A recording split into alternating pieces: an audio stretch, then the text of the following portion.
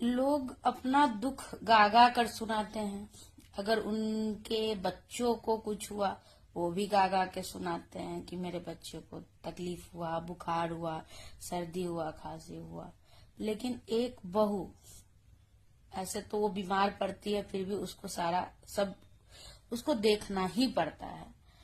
लेकिन अगर वो प्रेगनेंसी का जो टाइम होता है, उस समय भी उसके तकलीफ को ऐसे नजरअंदाज किया जाता है, लगता है जैसे पता नहीं, मतलब भगवान ने कौन सा उसे अमृत का घूंट दे दिया है कि उसको कभी कुछ हो नहीं सकता।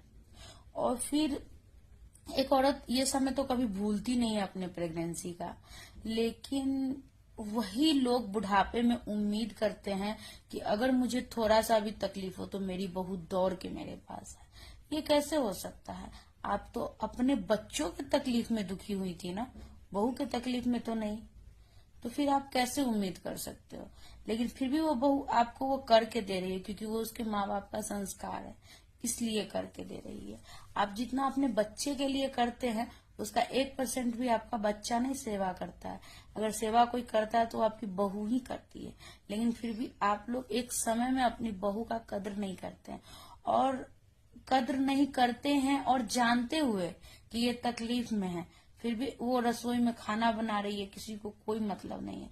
वो भूखे सो रहे, कोई मतलब नहीं है, लेकिन टाइम पे खाना बनना चाहिए, क्योंकि वो बहू है, वो नहीं बनाएगी तो कैसे होगा?